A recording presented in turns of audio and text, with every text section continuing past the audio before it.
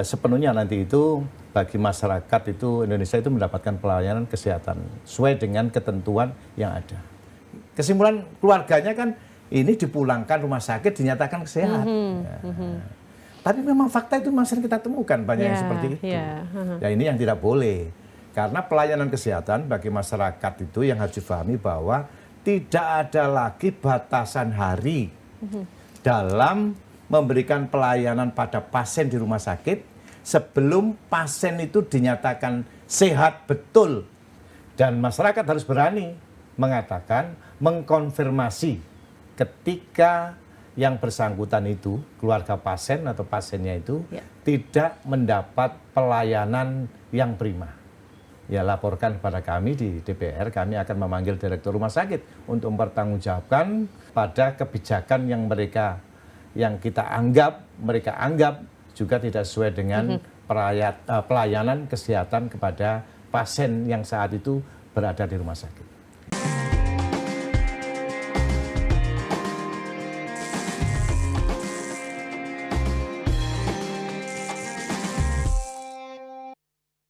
Assalamualaikum dulur-dulur Jawa Timur, bagaimana kabarnya? Senang sekali saya Karin Sem dapat hadir menemani Anda semua tentunya dalam program Jatim Channel Podcast DPRD Provinsi Jawa Timur. Nah, kebetulan di kesempatan kali ini ada tamu spesial. Beliau adalah anggota Dewan di DPRD Provinsi Jawa Timur yang merupakan politikus dan beliau dari fraksi Partai Amanat Nasional atau PAN dari Dapil 9. Kalau bicara Dapil 9 tentunya dari Ponorogo, kemudian juga Ngawi, Pacitan, Magetan dan juga Trenggalek. Langsung saja kita sapa di kesempatan kali ini. Assalamualaikum Bapak Dr. Haji Suli Daim SPD SMMM atau biasa kita sapa dengan Pak Suli. Assalamualaikum Bapak. Waalaikumsalam warahmatullahi wabarakatuh. Senang bisa mampir di sini Bapak. Senang sekali. Tentunya Bapak selain sebagai anggota Dewan di DPRD Provinsi Jawa Timur dan merupakan fraksi dari Partai Amanat Nasional begitu ya. Dulunya Bapak pernah menjadi mantan Ketua Umum Pimpinan Wilayah Pemuda Muhammadiyah atau PWPM Jatim, begitu ya Pak ya? Ya, insya Allah. Wow, luar biasa. Nah, pastinya di kesempatan kali ini Bapak adalah anggota Komisi E dari DPRD Provinsi Jawa Timur yang membidangi bidang kesejahteraan rakyat, yang dimana ini mencakup pendidikan, kemudian kesehatan, kemudian juga kesejahteraan sosial dan juga kebudayaan. Kita tahu Bapak bahwa komisi ini merupakan komisi yang berperan penting dalam pembahasan APBD, betul ya Pak ya? Oh iya. Terutama program komisi yang langsung bersentuhan dengan rakyat. Wow, langsung bersentuhan dengan rakyat, langsung menuntaskan solusi untuk masyarakat. Ya, luar karena biasa. Langsung berhadapan dengan rakyat dan berkomunikasi dengan rakyat dan bagaimana mengeksekusi kepentingan rakyat. Wow, menarik. Dan di kesempatan kali ini Pak Suli dan juga dulur-dulur Jawa Timur kita akan membahas mengenai kesehatan untuk semua, menunda atau menjalankan KRIS di RSUD Jatim. Mungkin yang tengah menyaksikan apa sih KRIS begitu ya? Ini merupakan singkatan dari kelas rawat inap standar atau bisa dikatakan KRIS. Ini rencana yang dihadirkan tentunya untuk kesejahteraan kesehatan masyarakat yang ada di Indonesia. Sebelum ngomongin soal itu Pak, kita lihat dulu deh bagaimana kesehatan yang ada di Jawa Timur sejauh pantauan dari Komisi E DPRD Jawa Timur terkait pelayanan bidang kesehatan yang ada di provinsi kita ini. Ya, pemerintah provinsi ini kalau rumah sakit yang dimiliki, rumah sakit provinsi itu kan hanya ada di Rumah Sakit Dr. Sutomo, Rumah Sakit Saiful Anwar di Malang, kemudian Rumah Sakit Dr. Sudono di Madiun, kemudian Rumah Sakit Haji Surabaya. Itu kan ya rumah sakit besar yang dimiliki oleh pemerintah Provinsi Jawa Timur dalam menjawab, mengeksekusi ketika ada problem kesehatan masyarakat, karena di situ rata-rata ada rumah sakit kelas A maupun juga kelas B ya. Kalau kemudian standar tanunya mungkin sudah paripurna atau sebagainya. Dengan fasilitas kesehatan sudah terpenuhi. Di samping itu juga ada beberapa rumah sakit yang dimiliki pemerintah Provinsi Jawa Timur agar bisa mencakup memberikan pelayanan pada masyarakat secara luas. Posisi-posisi itu kan ada di sentral kalau Malang yang mewakili dari kawasan Malang dan sekitarnya sana, kemudian di Madiun yaitu melayani kesehatan di kawasan Matraman, kemudian kalau Surabaya ini kan karena ibu kota provinsi Jawa Timur yang memang Rumah Sakit Dr. Sutomo itu menjadi rumah sakit kelas A yang tidak hanya kemudian pasien Jawa Timur, rakyat Jawa Timur, Indonesia Timur pun juga datangnya ke Rumah Sakit Dr. Sutomo. Artinya apa? Bahwa pemerintah provinsi ini sudah memberikan pelayanan kesehatan bagi masyarakat untuk masyarakat atau pasien yang tidak bisa teratasi di klinik-klinik atau puskesmas atau rumah sakit tipe C atau tipe D di daerah-daerah. Jadi ini apalagi kemudian kita ini sudah diperkuat dengan kita itu perda terkait dengan penyelenggaraan pelayanan kesehatan masyarakat. Ya. Jadi itu kan sebuah upaya kita di dalam menjawab, memberikan pelayanan kesehatan bagi masyarakat.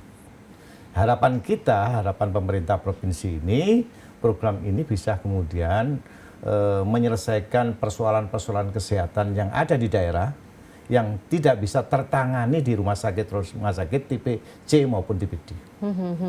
Jadi pemerintah Provinsi Jawa Timur benar-benar memperhatikan begitu ya kesejahteraan dari masyarakat khususnya terkait di pelayanan kesehatan. Ya memang harapan kita itu begitu, jadi karena memang problem kesehatan itu kan kebutuhan dasar yang memang harus dipenuhi. Kewajiban negara itu kan APBD-nya aja kan, APBN kita semestinya kan harus 5% dari total anggaran belanja negara maupun juga APBD itu dialokasikan untuk kesehatan. Kalau ngomongin APBD Jatim di anggaran kesehatannya berapa persen nih Pak? Ya, insya Allah sudah 5% lah sesuai dengan ketentuan APBD itu. Sekarang dari APBD kita sekarang sekitaran 28 triliun ya. Insya Allah sudah sekitar 5 triliun ya dana untuk dana kesehatan itu. Berarti sudah sekitaran itu ya. Sudah sesuai dengan 4 sampai 5 standarnya triliun. begitu ya Bapak bisa dikatakan. Insya Allah sudah sesuai dengan standar yang ditentukan oleh undang-undang bahwa pelayanan kesehatan ini menjadi bagian yang terpenting untuk menyiapkan anak-anak kita ke depan, kader-kader pemimpin bangsa kelak itu kan ya dari awal harus kita siapkan mereka ya tentunya adalah kesehatan itu menjadi motor utama kita. Oke. Nah Pak Suli, ada rencana pembayaran iuran BPJS Kesehatan yang dimana tidak lagi menggunakan sesuai iuran kelas seperti yang berlaku selama ini. Jadi kelas 1, 2, 3 berbeda-beda begitu ya sebelumnya. Tapi ini ada rencananya menggunakan kelas rawat inap standar yang dimana pembayarannya berbeda begitu sistemnya dengan yang kemarin. Nah kalau menurut kacamata dari Pak Suli sendiri, apa plus minus dari sistem yang baru ini? Ini kan begini ya. Jadi BPJS itu juga kan hampir ya tidak semua masyarakat kita itu memahami ya, terkait dengan pelayanan kesehatan yang diberikan oleh pemerintah melalui BPJS itu kepada masyarakat Indonesia. Pola yang selama ini memang kan sistem kelas. Jadi kelas 1, kelas 2, kelas 3. Ya. Pola yang sekarang dengan kamar rawat inap standar itu atau KRIS ini, ya, ini kan nanti itu tidak ada lagi kelas-kelas. Ya, jadi semua masyarakat itu mendapat pelayanan kesehatan yang sama. Jadi pelayanan kesehatan yang sama itu artinya tidak ada lagi kemudian kelas 1, kelas 2, kelas 3. Begitu juga adalah pembayaran iuran yang memang tidak tercover oleh terdaftar di PBI maupun juga tidak disupport oleh APBD Kabupaten Kota atau APBD Provinsi. Kan itu yang mandiri. Ya. Betul. Karena memang banyak sekarang kan sudah kita kan berharap bahwa memang pelayanan kesehatan ini sepenuhnya nanti itu bagi masyarakat itu Indonesia itu mendapatkan pelayanan kesehatan sesuai dengan ketentuan yang ada. Sesuai dengan ketentuannya. Ya, karena regulasi kita sudah jelas mulai Undang-Undang Nomor 40 Tahun 2004 tentang Sistem Jaminan Sosial Nasional, begitu juga tentang Undang-Undang Nomor 24 Tahun 2011 tentang BPJS, kemudian juga terkait dengan Perpres Nomor 59 Tahun 2021, kemudian diperkuat yang terakhir itu Perpres Nomor 59 tahun 2024 tentang mempertegas posisi pelayanan kesehatan bagi masyarakat. Oke, baik. Nah itu semua adalah memberikan ruang memudahkan masyarakat untuk mendapatkan pelayanan kesehatan. Oleh karena itu, dengan satu layanan, tidak adalah kelas ini, harapannya masyarakat itu bisa terlayani itu. Cuma problemnya ya semestinya ini ya. Tahan dulu sebentar problemnya Pak, karena kita harus minum sebentar begitu ya, problem kita bisa terpecah dengan baik begitu nantinya. Silakan Pak Suli, kita minum dulu. Iya, makasih.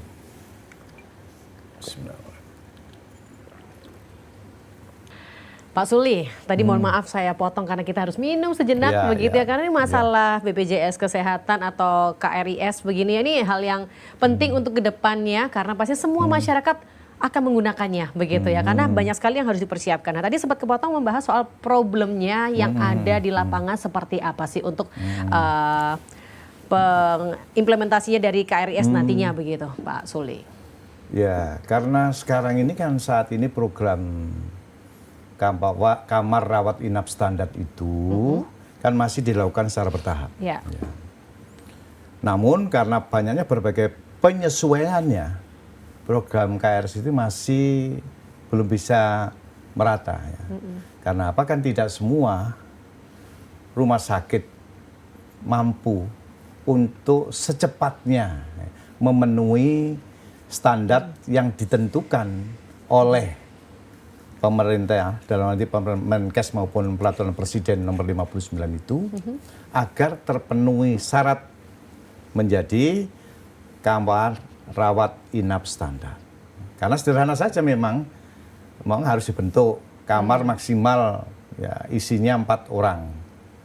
Kemudian dalam setiap kamar itu harus tersedia akses oksigen, akses kemudian komunikasi, telepon dan sejenisnya itu. Ya. Terus kemudian jarak antara tirai 1 dengan tirai 2 dengan pasien 1 dan pasien sebelahnya itu harus 1,5 meter. Nggak berdempetan begitu ya. Nggak berdempetan ya. Terus kemudian kamar mandi di dalam. Itu kan syarat-syarat yang harus dipenuhi. Dan itu kan bukan persoalan sederhana rumah sakit untuk merevisi merubah kamar yang dulunya itu ada ya, harus disesuaikan dengan ketentuan KRIS ini. Jadi makanya kan semestinya kan ini berlaku kan per 1 Juli 2025. 1 Juli 2025 yang lalu ini? Iya, karena ketentuannya itu kan per 30 Juni 2025 itu dan berlaku terkait dengan KRIS kamar rawat inap standar itu adalah 1 Juli 2025.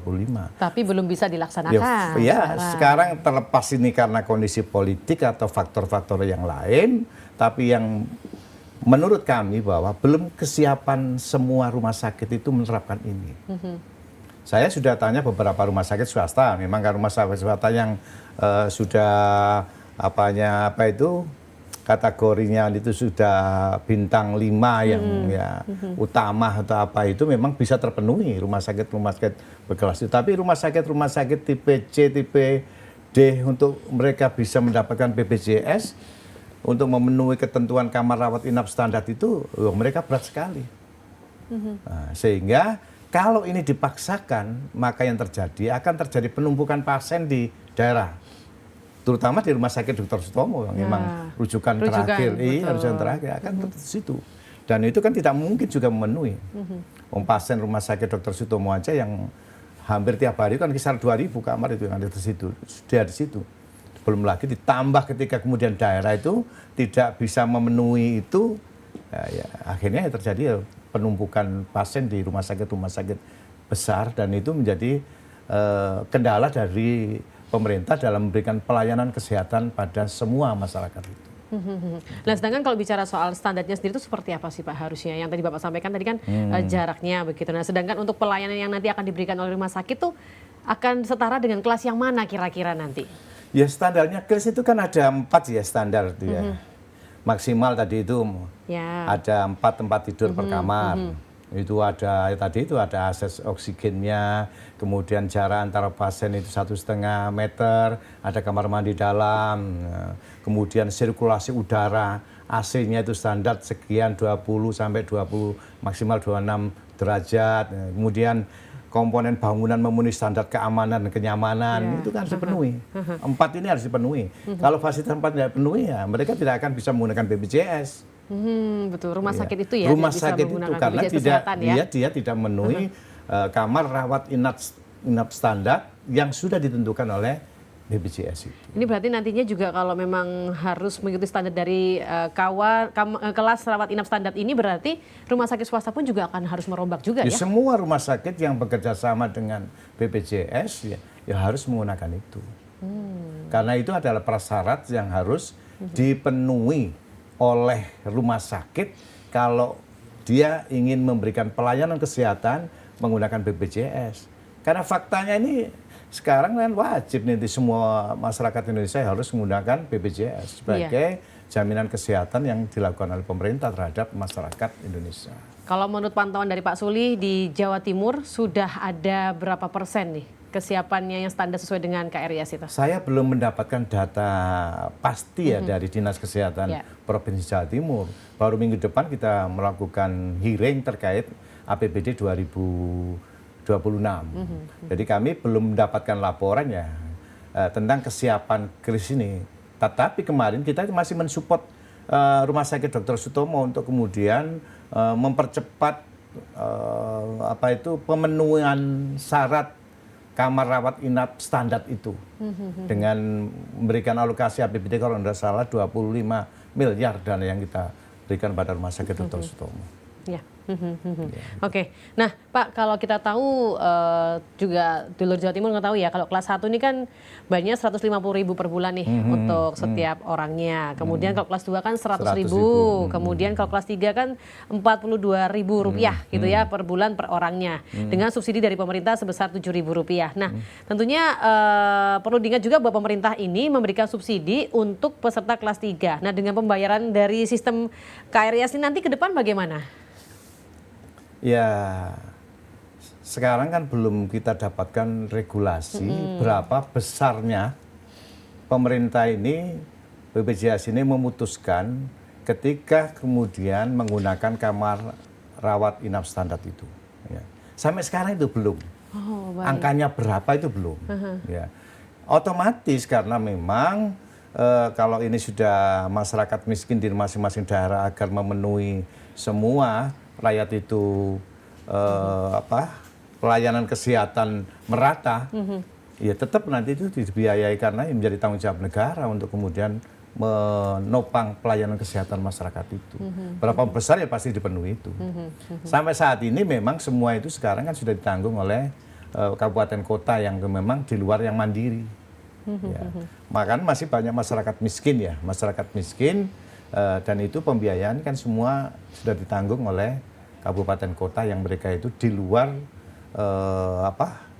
kemampuan masing-masing yang mungkin bekerja, yang tidak bekerja, itu semua kan sudah dapatkan BPJS.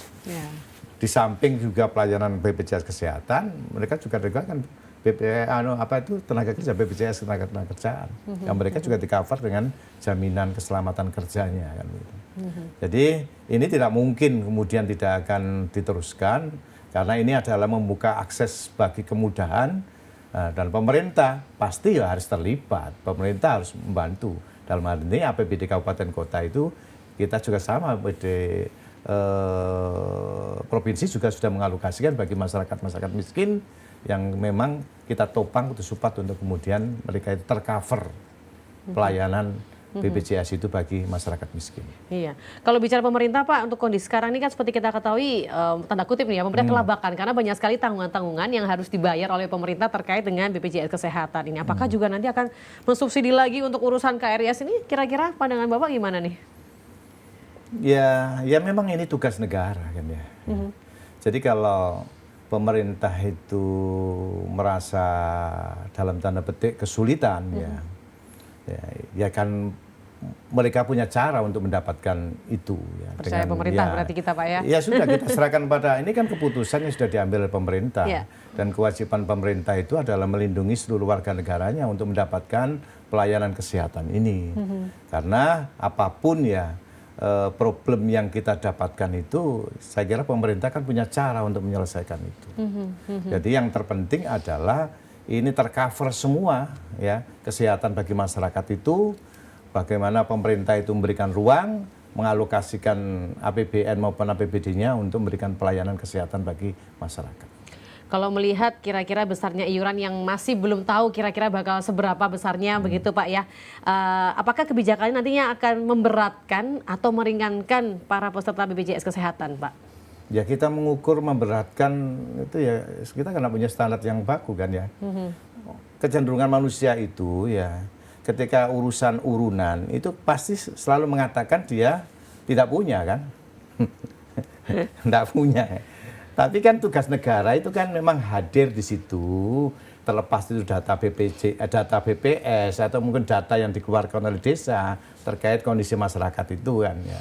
Saya kira itu kan sudah ada standar yang bisa kita ketahui. Orang ini memang faktanya memang harus kemudian di statusnya mungkin orang tua, janda tua, tidak punya anak, dan sama itu kan kewajiban negara. Dulu waktu saya tahun 2014-2019 itu memang dulu kita itu APBD kita ada dana cadangan. Ya. Jadi saat itu kita mengalokasikan di luar ya ketika dulu kan masih jam kesdah kan ya.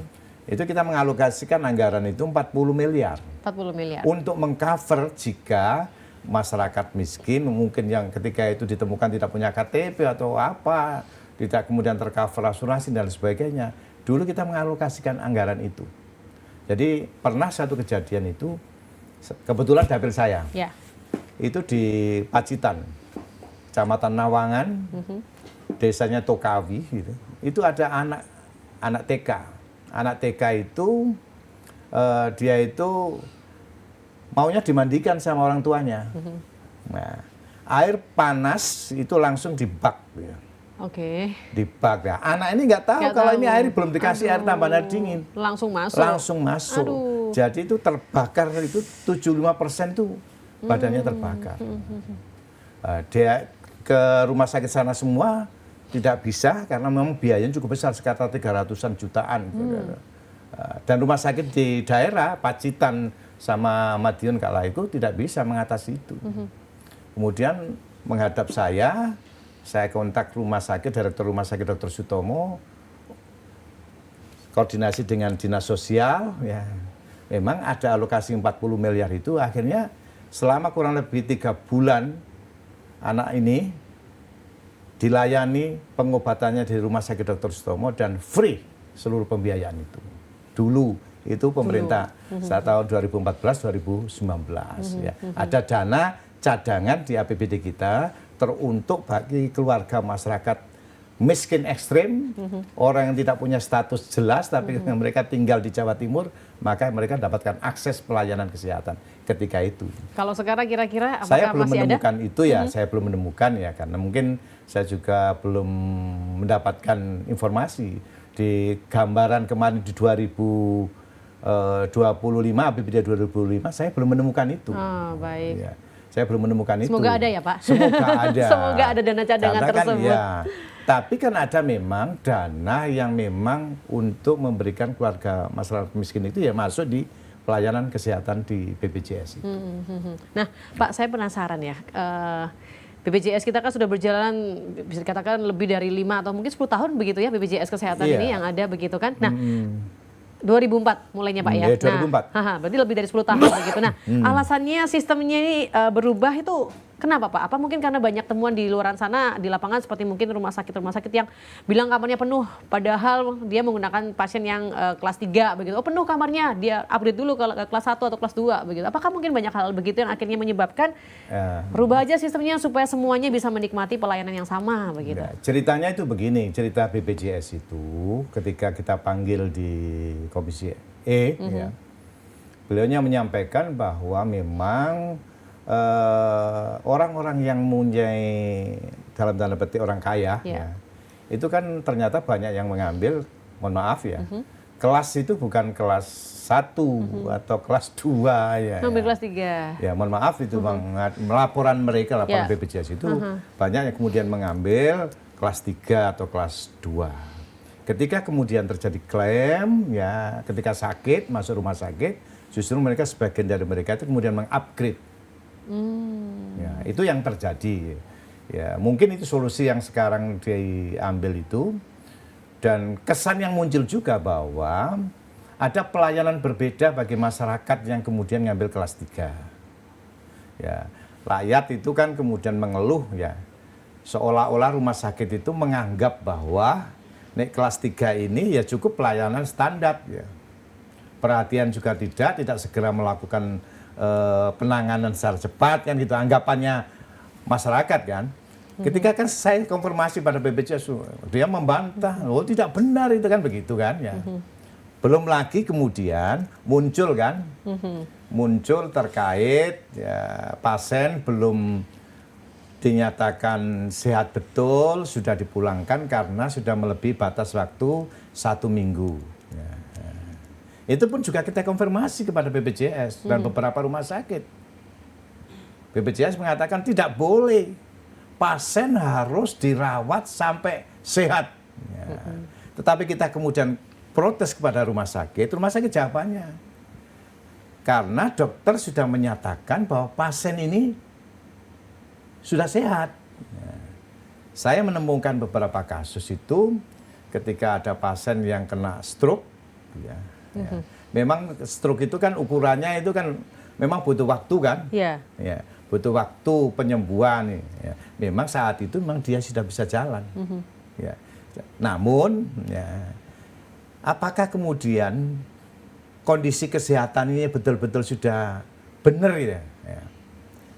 Mereka pulang kan? Ya. Pulang. Berikutnya lusanya dia kena serangan lagi, serangan kedua, dan langsung kritis dan tidak tertolong. Meninggal. Ya. Ya, memang kita kan ketika mau melakukan mengkonfirmasi pada pihak rumah sakit, ya rumah sakit mengatakan bahwa memang ketika itu keluar kesimpulan keluarganya kan ini dipulangkan rumah sakit dinyatakan sehat. Ya. Tapi memang fakta itu masih kita temukan banyak yang seperti itu. Ya ini yang tidak boleh, karena pelayanan kesehatan bagi masyarakat itu yang harus difahami bahwa tidak ada lagi batasan hari dalam memberikan pelayanan pada pasien di rumah sakit. Sebelum pasien itu dinyatakan sehat betul, baru pasien itu boleh dipulangkan. Tidak boleh kemudian kondisi yang belum sehat betul, dokter sudah menyimpulkan bahwa mereka bisa dipulangkan. Karena apa? Adanya karena sudah melebihi batasan hari. Berarti nanti nggak akan ada batasan hari. Biasanya kan 3 hari pulang begitu ya Pak? Ya. Semestinya tidak boleh, dari kemarin juga tidak boleh. Jadi dari dulu plan BPJS itu adalah semua harus dilayani kesehatan sampai pasien itu sembuh. Ya ini sama lagi sekarang dengan kris juga sama. Cuma yang ini kan rakyat dan masyarakat kan belum paham. Betul. Nah, ketika dipulangkan, padahal ya rakyat itu memang nggak tahu kondisi semua kesimpulan dokter ya kemudian dijalankan pulang. Kemudian terjadi akibat kemudian kondisinya yang mengalami penurunan ya repot juga mereka untuk melakukan protes pada rumah sakit. Dokter sudah menyatakan itu. Pak, tadi soal iuran tadi Pak, kalau mungkin kondisinya memang keluarganya ini mampunya cuma bayar kelas 2 tapi disuruh bayar 150.000 untuk yang kelas 1 kan ya pasti berat Pak. Satu keluarga isinya 4 nih. Enggak, itu kan ketentuan kemarin. Kris nanti kan enggak ada itu. Tapi belum tahu ya kira-kira nominalnya ya. Jadi kris itu memang undang-undangnya itu berlaku per 1 Juli 2025. Tapi faktanya sampai saat ini memang belum muncul dan belum berjalan ya secara pasti berapa sih jumlah iuran itu dan kapan diberlakukan ya. Karena memang di lapangan mungkin banyak rumah sakit yang beberapa rumah sakit swasta itu juga mungkin mengajukan pada BPJS agar diberi kesempatan waktu untuk penyempurnaan sarana pendukung terkait dengan memenuhi syarat dan ketentuan yang diminta oleh BPJS agar kamar rawat inap standar itu terpenuhi. Iya. Oke Pak, kita sekarang geser soal rumah sakit yang nantinya harus bersiap begitu ya Pak ya untuk mengikuti program KRIS ini. Nah, kira-kira kalau Rumah Sakit Umum Daerah Jawa Timur dengan layanan kris ini pantauan dari Bapak sendiri bagaimana? Khususnya Rumah Sakit Muhammadiyah yang ada di Muhammadiyah Mbak ya. Kan tentunya banyak rumah sakit swasta di bawah naungan Muhammadiyah, ini bagaimana kesiapannya sejauh ini kalau menurut pandangan Bapak? Kalau yang saya ketahui ya saya kebetulan kemarin sempat ke Rumah Sakit Siti Khadijah Sepanjang. Saya tanyakan direkturnya terkait dengan kesiapan kris ini bagaimana. Beliaunya sudah menjawab, insya Allah kami sudah siap, Pak. Karena memang rumah sakit kelas B kan sudah bagus ya. Tapi kan ini sebagian yang kita ketahui, saya belum mendapat laporan rumah sakit yang lain kan. Ya. Beberapa rumah sakit memang ya mengeluh karena memang biaya besar kan untuk segera memenuhi standar itu. Harus merehab kondisi kamar yang semula itu isi 10 orang, ya sekarang harus dipaksakan untuk kemudian isi 4 orang, ya. Isi 6, isi 5, ya sekarang harus dirapatkan dengan pemenuhan baik itu oksigen maupun juga air conditionernya, kemudian juga kamar mandi dalam, itu kan juga harus dipenuhi oleh mereka. Berarti sejauh ini karena rata-rata rumah sakit yang berada di bawah naungan Muhammadiyah ini tipe B begitu, berarti menurut Bapak siap begitu ya? Dari yang sudah saya datangi sudah siap mereka. Ya, mungkin kan ini baru kita jumpai, itu kan belum tahu yang lain kan. Ya. Karena faktanya ya kita sampai sekarang ini belum, kemudian saya juga belum menemukan ya. Karena belum tahu aturan itu, saya juga googling juga belum dapat informasi bahwa ada terkait berapa harus beban yang harus dibayarkan ketika tidak ada lagi kelas kamar dalam pelayanan kesehatan pada masyarakat itu. Kalau rumah sakit umum yang di bawah naungan Pemprov Jatim bagaimana? Apakah Bapak sudah menemukan laporan bahwa mereka sudah siap, Bapak? Begitu. Rumah sakit Dr. Sutomo insya Allah sudah siap. Tapi saya belum dapat laporan dari Rumah Sakit Sudono Madiun, Saiful Anwar Malang, saya belum dapat laporan itu. Ya, baru nanti minggu depan kita melakukan rapat kerja bersama mereka untuk kemudian mengkonfirmasi tentang kesiapan itu. Karena regulasi dari Kemenkes juga belum turun. Berapa besaran biaya itu dan kapan pasti berlakunya terkait kris ini.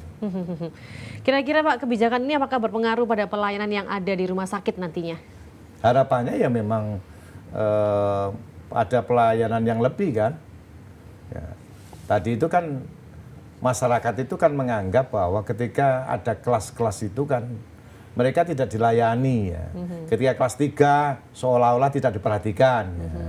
Sementara ini nanti kan sudah kelasnya sama, ya tentu masyarakat kan bisa merasakan bahwa ini memberikan pelayanan yang sama terkait dengan pelayanan pasien itu karena bayarnya juga sama kan gitu. Nah, sementara yang ditopang dengan APBD ya tentu mereka kan memang rakyat miskin ya juga melakukan pelayanan yang sama. Mungkin juga akan ada subsidi begitu ya untuk yang biasanya kelas 3 ya kan sudah tertopang nanti kan masyarakat yang memang yang di PBI ataupun juga yang memang mereka itu selama ini sudah mendapat pelayanan kesehatan secara otomatis kan. Dinaikkan berapapun ya juga nanti kewajiban pemerintah untuk memberikan pelayanan kesehatan bagi masyarakat.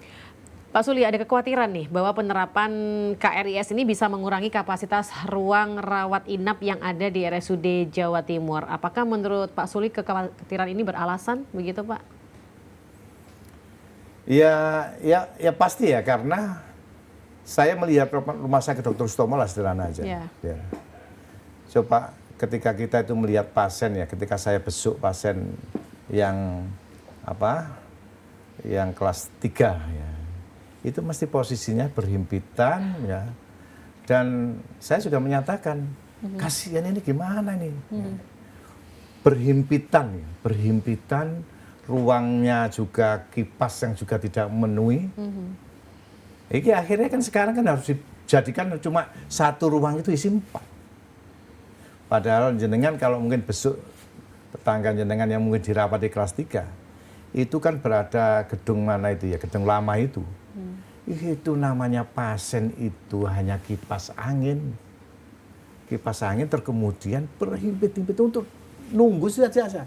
Hanya tempat duduk yang dia bisa untuk duduki, tidak bisa bergerak. Dan itu pun juga kipas. Itu harus diganti AC. Ada kemudian akses oksigen. Wah itu kan biaya mahal. Sehingga apa? Batasannya pasti nanti berkurang. Dari biasa bisa muat 10 orang, sekarang cuma biasa 4 orang.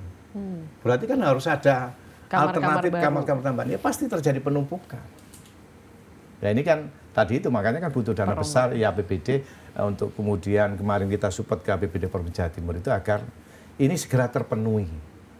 Karena apa? Karena rujukan akhir itu ya Rumah Sakit Dr. Sutomo. Semua larinya ke Rumah Sakit Dr. Sutomo. Melihat kondisi yang seperti itu berarti bisa dikatakan ini belum tepat untuk dilaksanakan saat ini juga atau dalam waktu dekat begitu ya Pak? Ya tentu saja karena memang ini kan menyangkut pelayanan kesehatan pada masyarakat. Orang sakit itu kan tidak bisa kemudian kita tunda. Tapi orang sakit itu kan harus segera kita tangani. Nah kalau kemudian fasilitas ini belum memenuhi untuk itu, ya kemudian kan terjadi nanti kan hal-hal itu terjadi yang tidak kita inginkan akan terjadi. Berarti kita akan mengabaikan pada masyarakat dalam memberikan pelayanan kesehatan. Jadi ya mungkin ini juga pemerintah juga masih menunggu-nunggu juga kan. Ya, menunggu-nunggu juga mungkin kesiapan dari pelayanan kesehatan, ya baik rumah sakit maupun juga mungkin pelayanan kesehatan yang lainnya agar dipenuhi dulu itu. Yang mesti berkurang. Jadi karena apa tadi itu? Kelas 3 itu dulu sudahlah tempat yang paling penuh sekali penuh gitu. sesak ya dan kondisinya yang pelayanan juga tidak mampu. Sekarang harus ber-AC semua. Jadi ber-AC semua. Selama ini kelas 3 kan nggak ada ber-AC, kipas semua. Dr. Sutomo itu kipas semua. Rumah swasta yang lain juga kipas semua. Baru kelas 1, 2 itu yang mungkin ada AC kan. Bapak tadi mohon maaf saya teringat dengan apa yang Bapak sampaikan bahwa ada pasien yang dirawat lalu pulang, kemudian beliaunya kritis begitu kan. Ya bisa dikatakan apakah ini terkait dengan inabijis dari BPJS Kesehatan begitu Pak? Ya enggak ada deh semua itu kan. Ya tadi itu semua sesungguhnya ya penentuan dipulangkan sebuah pasien itu ya terkait dengan kondisi pasien. Yang menyebutkan kondisi pasien itu yang tahu kan dokter. Dokter yang menangani itu. Jadi ketika kemudian dinyatakan sehat dipulangkan.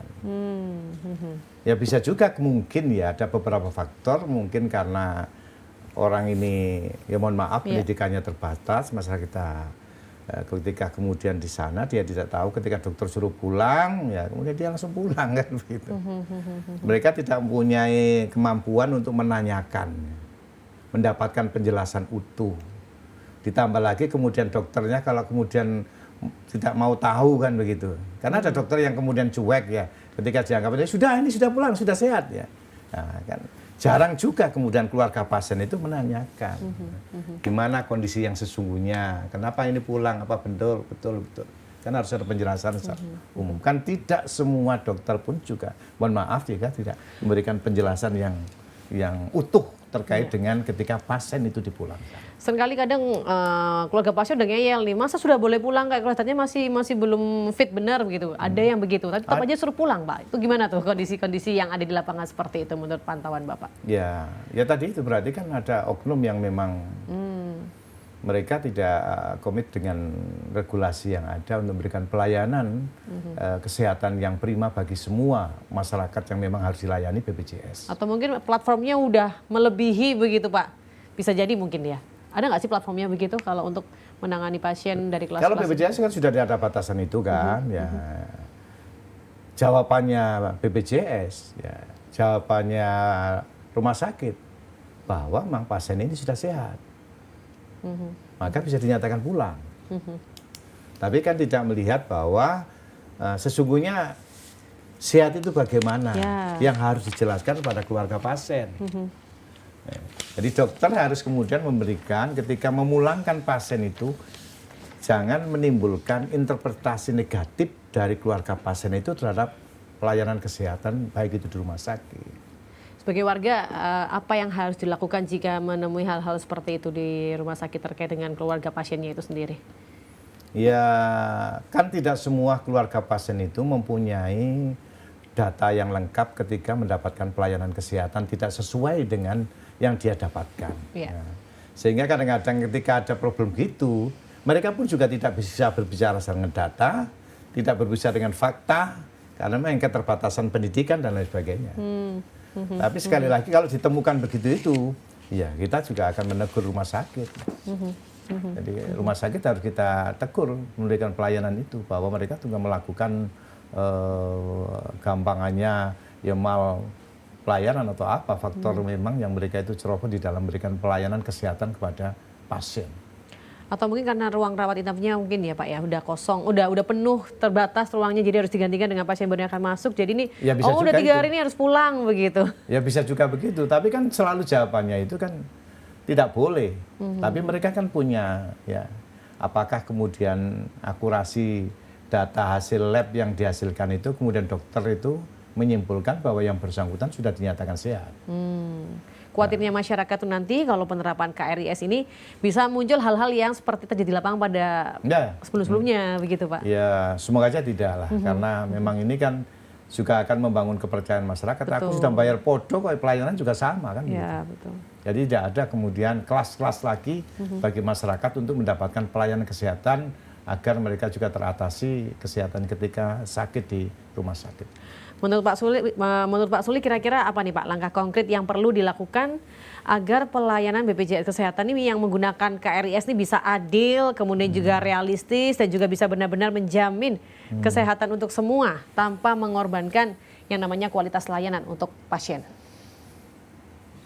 Jadi ya kembali lagi bahwa ada kesungguhan di dalam ketika kebijakan ini kita berikan. Tentu kan harus ada dampak positif yang kita hasilkan kan. Jadi apa gunanya kita itu ada regulasi yang baru, tapi kemudian faktanya tidak memberikan dampak yang positif bagi masyarakat.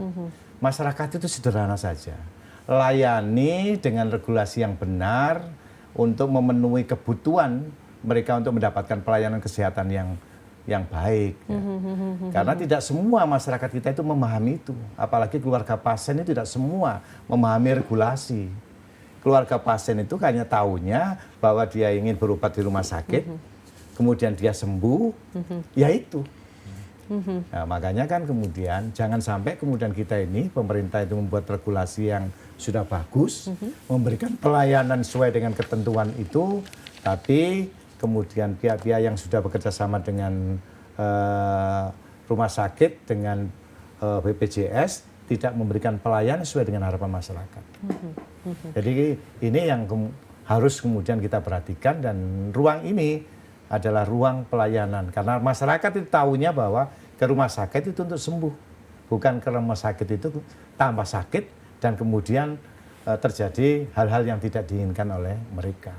Berikan layanan aja pada masyarakat sudah cukup, sesuai dengan ketentuan yang ada. Sesuai dengan ketentuan yang ada begitu ya Bapak ya. Pak Suli, kalau bicara dapil Bapak, dapil 9 begitu ya Pak Suli, yaitu di Ponorogo, Ngawi, Pacitan, Magetan dan juga Trenggalek. Selama ini Pak, sambatan dari warga yang ada di dapil 9 terkait pelayanan kesehatan bagaimana? Ya yang dikeluhkan ya pertama itu diantaranya banyak terkait dengan waktu dan sebagainya itu kan. Itu faktanya masih ditemukan kan.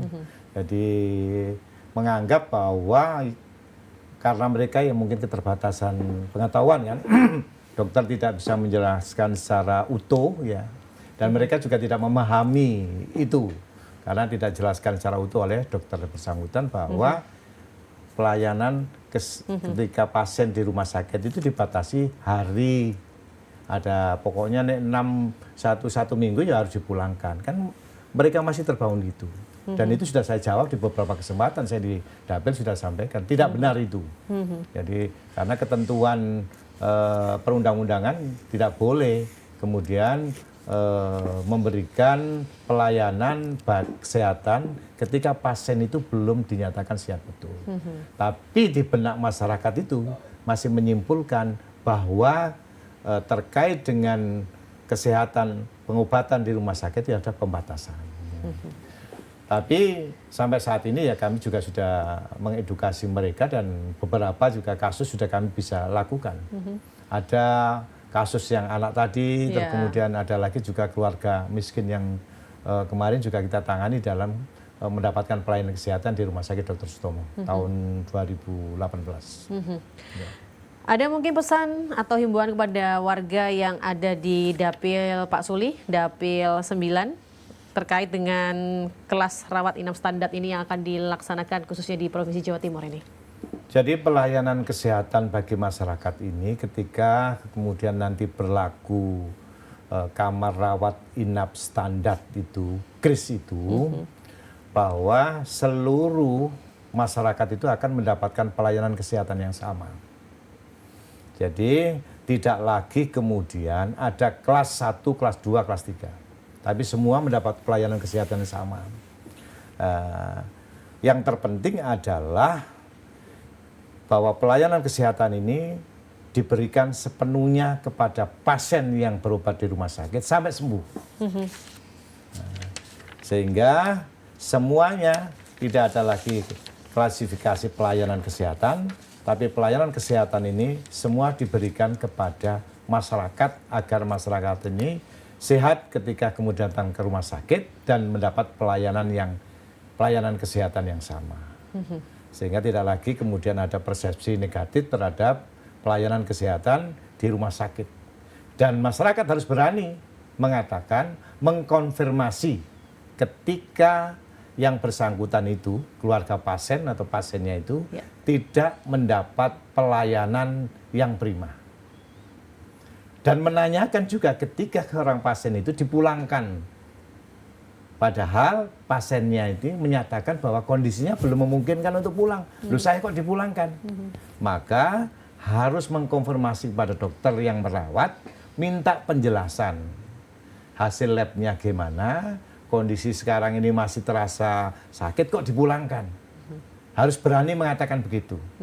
Nah, kalau kemudian dipaksakan dengan alasan yang tidak rasional penjelasan dokter kemudian menyimpulkan pulang, ya laporkan kepada kami di DPR, kami akan memanggil direktur rumah sakit untuk mempertanggungjawabkan pada kebijakan yang kita anggap, mereka anggap juga tidak sesuai dengan pelayanan kesehatan kepada pasien yang saat itu berada di rumah sakit.